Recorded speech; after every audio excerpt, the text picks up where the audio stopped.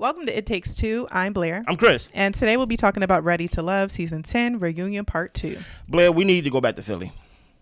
I'm ready to get out of Philly. No. Take me to Detroit. No. Because what they did to Philadelphia, Ready to Love Philadelphia, this cannot be a true representation of that city. It cannot be. I need you to subscribe, like, share, comment, all the above. We do not have the white boards right now, but they will be coming soon. But if we did have the white boards, Blair, what would yours say? Rose needs a Snickers. She needs a Snickers. Mm-hmm. And if I had my whiteboard would say, Tay, we've been saying it. Mm-hmm. Like where did that epiphany come from? Like I'm really wondering where that came from. You ready to walk us through this? I'm ready. Let's go. So Rose is asking Cam if he is expecting. Okay. Apparently a woman called when she was with Cam. Cam didn't want to take the call. And Cam says, no one is pregnant. Okay. So Rose didn't be saying anything. Okay. Rose said, well, there was a photo that was sent to you of a pregnancy test and this girl or whatever, who was this girl? And he says, it's an ex. We had a pregnancy scare a while ago, but nobody is expecting any children from me. Okay. She said that she is happy that she left with Hussein as her number one. And Cam said, but the thing is, like, you were sleeping with me and Hussein at the same time. Rose said, Tommy does ask her, Rose, were you sleeping with Hussein at the same time? And Rose says that they were dating. They were doing what people do when they date. And Rose calls Cam a narcissist. Oh, my goodness. Do you want to go first on this? Yeah. So Rose, what did Kendrick say? He said, don't tell lies about me and I won't tell truth about you. Yeah. That's kind of how I feel like the situation's playing out. The more Rose talks of these lies that she spews out, the more crazy facts that we learn of who she messing and dipping and doing it with, and how you wanted to leave with Hussein, but you over here dipping it with both of them. And you mad at Hussein on the reunion and talking about we should be walking out here as a happy couple. But then you on the back end talking about going through Cam's phone. So, yeah. Talking about condoms and talking about here's the thing, Rose. I don't think nothing came out your mouth in this 2-part reunion was truthful. Not one thing. Everything that has come out that we learned about her, realized did not come out of her mouth. No. It's like, oh, you sleeping with Cam? That's how it came out. Oh, you sleeping with Hussein and Cam? Oh, okay. You went through his phone? Like, nothing that Rose said out of her mouth was truthful. So why should I believe that there's no type of relationship or no type of anything with her baby daddy that's in prison? Yeah. I shouldn't believe anything that come out of Rose's mouth. Rose looked like she was crazy. She was on tilt. She sweated her hair out. I think a lot of people will look at it and say, well, Tay put the battery in her back. I don't even know if this is the battery that Tay put. I don't think Tay was expecting this. I think Rose was on go. I think Tay was just saying speak your truth. And Rose is over here lying on folks.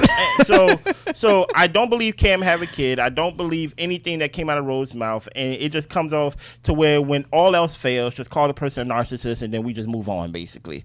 Yeah. Yeah. So we see clips of Rose's journey. Hussein didn't choose her because the child's father in jail was a deal breaker for him. And he wished that he would have been the one to pretty much eliminate her, break the news to her. Yeah. Cam said sending her home was one of the hardest things he had to do. Rose believes that he was into her, but she wishes that she didn't see a different side of him. I think she was talking about Cam. Okay. Or Hussein. Who knows? Who knows what Rose talking about? So Rose came into the journey with high hopes. She never expected to walk out of this alone. She feels like she's been robbed and her happy ending has been stolen from her, and it makes her feel like giving up on love. Give up on love. No. We're actually the same person. I said do it.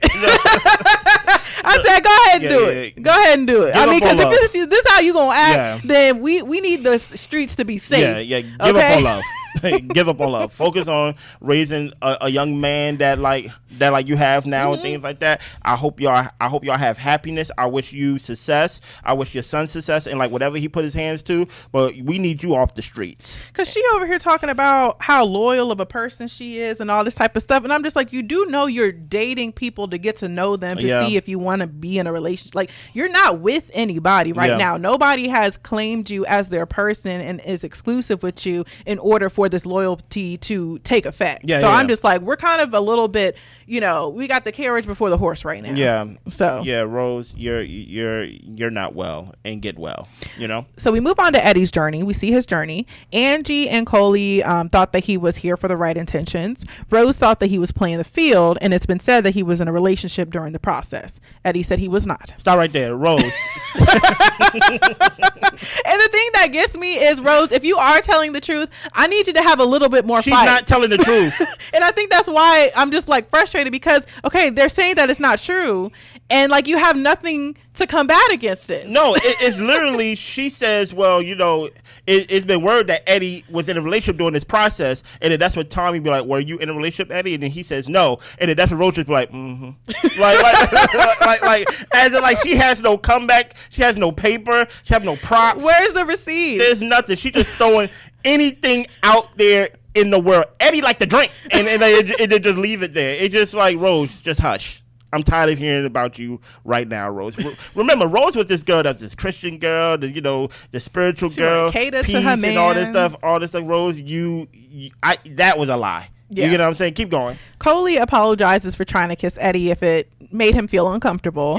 She's also winking at him during the conversation. That's what Tommy is saying. I didn't pick up on a wink. Mm-hmm. But she says the door is closed when it comes to them. No second chances. No second chances? You tried to assault me. Yeah.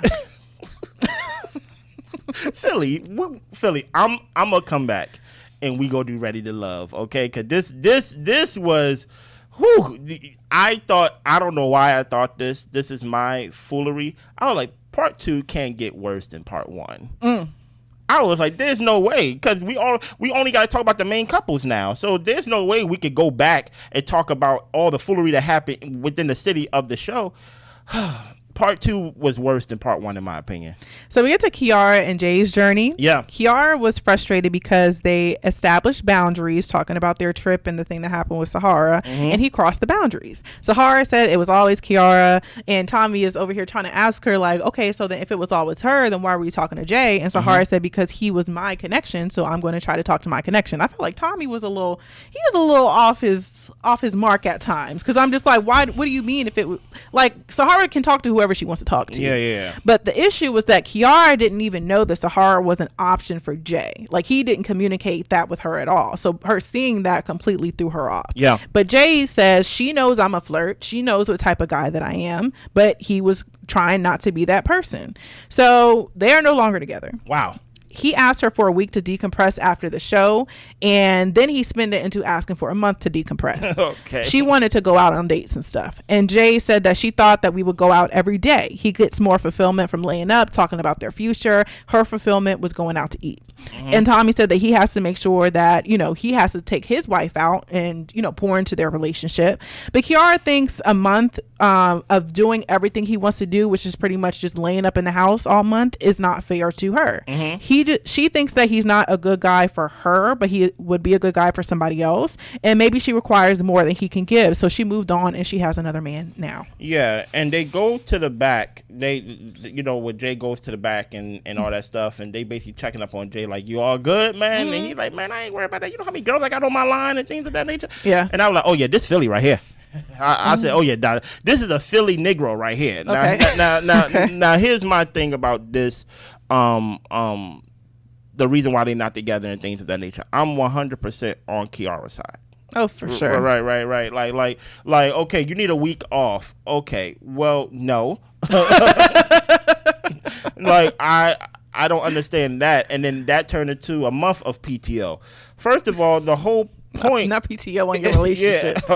Whole time, number one, the whole point was for us, and I understand you may be filming for long periods of time, but the thing about it is we're filming and it's not like, okay, that I'm filming doing some type of labor. I'm trying to find somebody that I'm ready to love to be with. So I would think, okay, you need a week. If she's willing to agree to that, that's cool. Word. But don't you like her? It's like, don't you want to be around her? No, he don't. Well, he wants to be around her in the house. Well, to lay up. Exactly. So at the end of the day, when it comes off to me, it comes off to where he may have been talking to multiple people, in my opinion, right? I'm just throwing some things out there to fit my plot because he came in the back with like, man, you know how many girls I got on my line right now? So it comes off as if, you know what, his interest was not only with Kiara, it was with everywhere. That's why he likes to say, she knows I'm a flirt.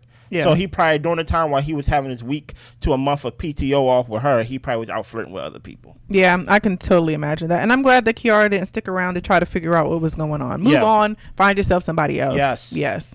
So we move on to Deonna's journey. Oh, boy. Hussein said that when they were talking about the job situation and the not communicating on the jobs, it was more so about how important two different jobs are and not an issue of whether or not she communicates on the job. Yeah. And Deonna says that she has to be on point with people, needing help with her being a firefighter, even though she works in the classroom, which she said. Don't do that. I'm not saying that's a bad thing, but I'm just saying, like, she says that she trains people, and okay. No, I'm just saying. I'm just saying. Okay. I have a family member who's a firefighter. Okay. So my family member who's a firefighter, and everybody can do things differently. So I'm not saying that, Deonna is not right in the way that she goes about things. No, she's wrong. But, he works in the station in response to fires and emergencies. And when he has free time, he is able to call his sister, call his wife, check in on his kids. You know what I'm saying? So I just don't think that's a fair explanation. And I know that the conversation wasn't whether or not we can talk on the job, but the thing is, like, if there is an opportunity to reach out or to check in, and like, why would you not? You know what I'm saying? But if she says that she can't do it due to her mental state, then that's totally up to her, and she should find somebody who is understanding of that. But the reason I point out that she said that she worked as a trainer is because you don't have lunch. You know what I'm saying? So I'm just kind of saying, like, it's not clicking to me of what she does and how she says she trains people, but she's talking about being in an emergent situation. So I'm just like, I feel like the stories are getting a little mixed up. Well, trainers are not only trainers forever. So so she may be in the classroom at one point of the week, and then she may be actually out on the road doing things. But it goes. Well, the only reason I point that out is because of how she talked to Cam. I understand that. Yeah. But my whole point is. Yeah. I forget the classroom. That's why I said don't even go down the route of even like, oh, just because you're in the classroom. So you're telling me every policeman, every person that works in the hospital, every person that works in these type of jobs to where, you know what, you're on call 24/7. They don't date. They don't, they're not married. Right. They don't have structure or balance and things like that. Just say you don't want to do it. Yeah. Don't say the job make it to where it can't happen because like Blair says, we know for actual that's not true. Yeah. Right? Now, the thing that we know about firefighters and things of that nature is that they don't only fight fires. So there's other emergencies and other maintenance that they have to do throughout the week, throughout the day, throughout the many time of the day. But there's not, even though there's 24 hours in a day and you may be busy for, guess what? You may be legitimately busy for 12 of them, right? That doesn't mean that you do not have some sit back time and things like that to check up on someone. Deonna was coming up with excuses to not be open with communication and tried to basically paint it as if someone said her job is not important. Yeah. Like that's like, Deonna, stop making us go down this rabbit hole of lies. I'm just like, we're just kind of like mixing a lot of issues here. No, it's not. Like, you try to make it seem like your job is so high and mighty that you can't communicate regularly. And guess what? You may not be able to like actually talk to somebody regularly to like the point to where they can respond right when they send a message. Right. But don't make it seem like, oh yeah, if you text me Monday, I won't be able to get back to you till Thursday because of my job. Stop it. That's a lie. Yeah. That's a lie. Yeah. And if it's you who can't do that, then that's just you, and that's fine. And that's not because of the job. Right. Yeah. So Deonna talks about how she has potentials with people she's dating. With her potentials, their work is their priority. So she has patience when it comes to getting responses from them. And you shouldn't have to compromise yourself to be suitable for a partner. Okay. Eddie likes it. He likes the fact that she's serious. And essentially, Tommy tells Eddie, if you like it, then why don't you ask her on a date? Eddie wasn't trying to ask her on a date. This was awkward. And so he asked her out on a date and she agrees to go. But when we later on get in the episode, like, they talking about, we're going to go next Thursday, or, you know what I'm saying? And like, we can hang out. So it just kind of seemed like, okay, well, Eddie, are you really trying to pursue something, or are you just saying it because like Tommy kind of pushed you into asking a question? And I just want to say, like, I think Deonna is gorgeous. I think she's bad. Like, I think that I appreciate her commitment to her career because it is a very serious and important career. And you want people in that career who have that tenacity to want to do well because people's lives are in your hands. So I'm not trying to make light of anything when it comes to that. I just feel like it's just a little bit of Deona mixed in with the truth. Like I feel like there's like a little bit more wiggle room than we're actually confirming that there is. Listen here. The beautiful thing about It Takes Two is that I'm never gonna lie to y'all, right?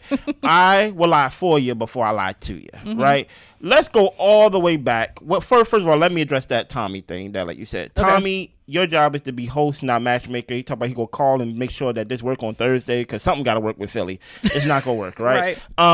Let me tell you the truth, right? Because Deona got all of y'all spinning your heads to where she ain't got me spinning my head because guess what? You can't lie to me, right? The reason, remember when she was talking to Cam? Right, and basically Cam is a firefighter too, and things like that. And someone in the comments, I remember when they wrote this in the comments, they were like, maybe that she don't want to date no one on the job because maybe a woman in that field, they want to be respected and things of that nature, and that could be an option. Yeah, right, that they want to be respected, and women got to do more than enough to basically be like, respect me in this way, especially black women. That could be actual factual. Yeah, but I like to go with my option. Okay. My option is the truth, right? She don't want to talk to Cam because Cam is a firefighter too, and she can't use the excuse of I'm too busy. Because guess what? If you're talking to another firefighter, he knows how busy you really are and how busy you really not. So guess what? As long as I'm not a firefighter, I could be like, well, I guess she is firefighters. Yeah. I guess she is, saving people or doing things. But when you got somebody that's in the know, you can't really get those little lies out there that like, sometimes my job is so busy. So Deona, you tried it. I figured you out, and that's what I'm going with because it fits my plot. And then I think that we can also talk about how she says, like, for the people she's interested in, work is their priority, and she's just patient with whatever schedule, they have going on and stuff like that. And I'm going to be honest, like, when we started dating, yes, we were both in our early 20s. You was in your, we 2 years apart. So yes. Yeah. So you were mid, I was like early 20s. And I was in my career. You were in your career. Yes. And we talked every day. and I'm not going to try to say what we do for work because I don't need anybody looking us up or anything like that. I'm the president. But, some might consider us to have jobs that are people need to rely on us for their well-being as well. Yeah. So for that, I just kind of look at it as, I think that Deona has this type of, is it like some type of hierarchy thing or like, what is it called? Like when people like put themselves on a pedestal or something like that. Is that, yeah. It's just kind of that type of like thing that's going on. And maybe it's just because that's what the conversation is about. And she is serious about her profession, which is cool. But I think at the same time that if you really want to get to know somebody and you want to pursue a romantic relationship with them, you're going to make time for what you want. And I put that on the fact of, for the people that she's interested in, don't just be the cool girl who's patient for a text back whenever they get back to you. Like, I don't think that's, if you want what you want, but and that person likes that. And the thing is, she's going to do whatever she wants to do. So it's really not me speaking to her per se, but I understand, like, if you want something serious, then don't just accept something because it's the cool thing or you're patient or however you want to spin it. If you want somebody to talk to you and to actually be into you and pursue you, like talk to somebody who's willing to make the time, because people make the time for what they want. And also this, right?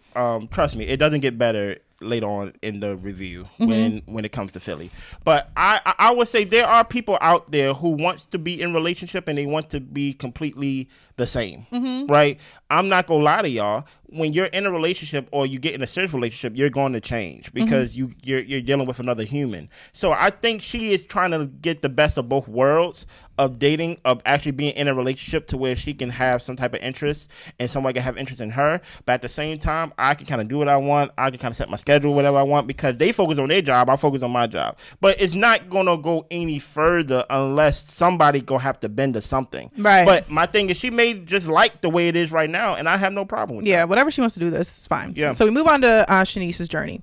So Tommy's asking her, why does she feel comfortable being butt booty naked? Yeah. And she talks about how she's been abused in all the different ways. She says clothes used to mask how she felt. Yeah. She felt free enough, loved herself enough to be free. Cisco was open and vulnerable, and it made the situation comfortable. Stop right there. Mm-hmm. I'm sorry you was abused. One thing that I learned, especially in college, was that, I do know people, without even knowing that I know, that women have been abused, women have been assaulted and things like that. It's not like the movies. It could be something as slight.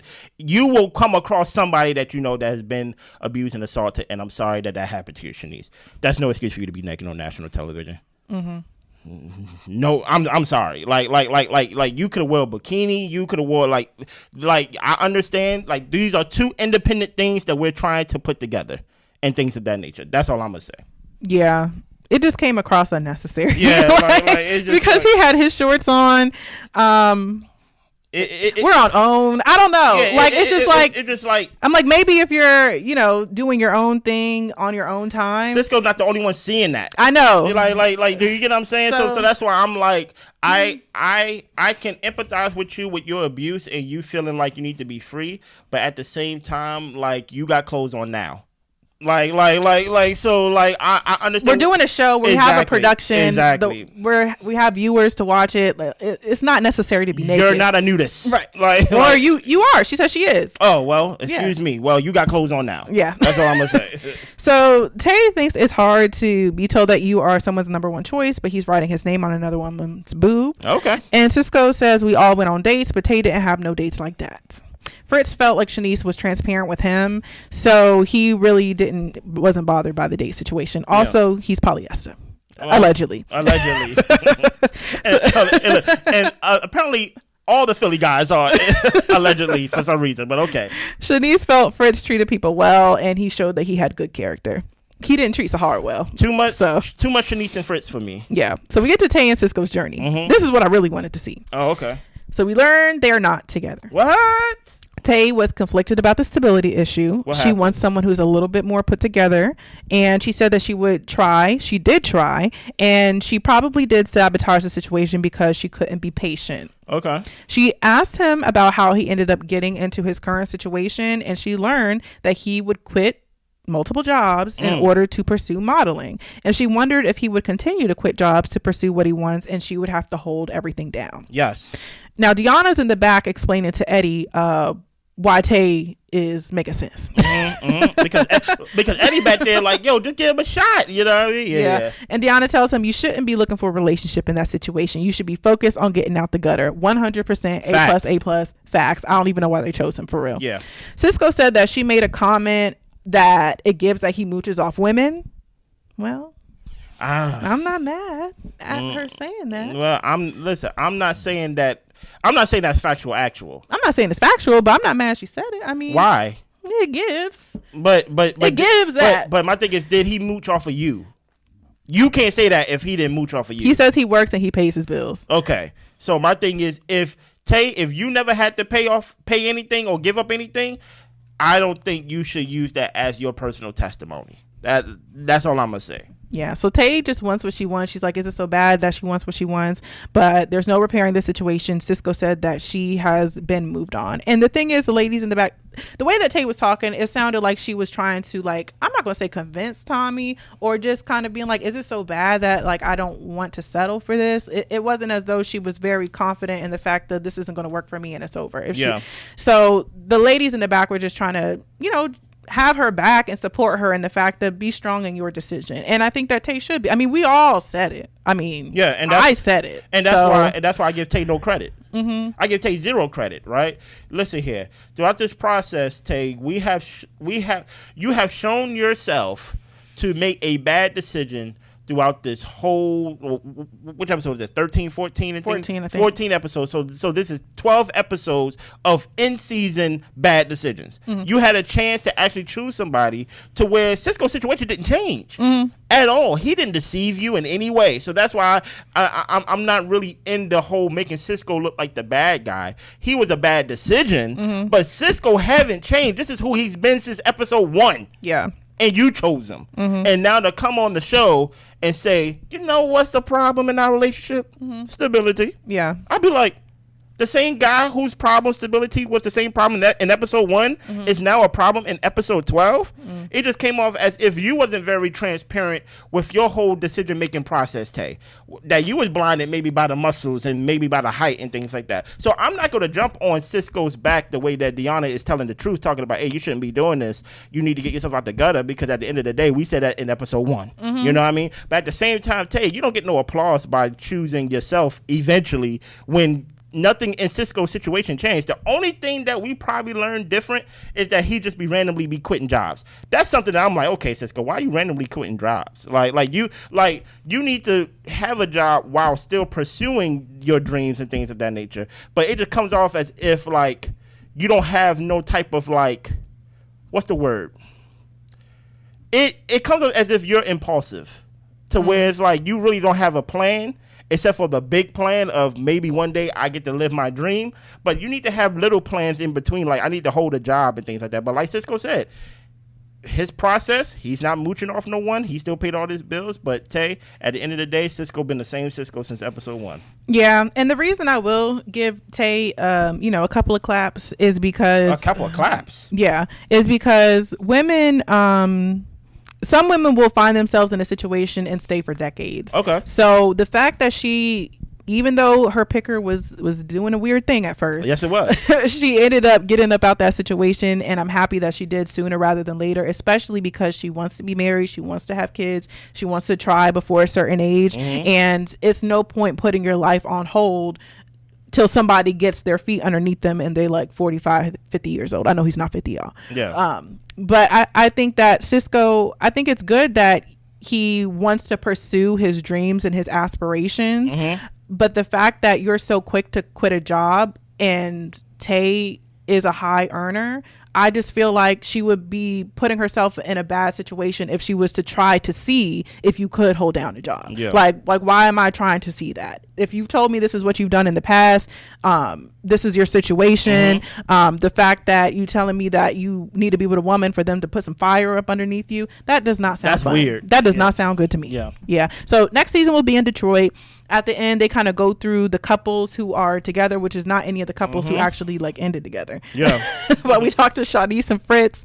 Khalil and Angie are going to go on a date. I think Khalil said he did go on a previous date with Angie as well. Okay. He made kind of a joke like he likes them older or something like that. Oh, sure.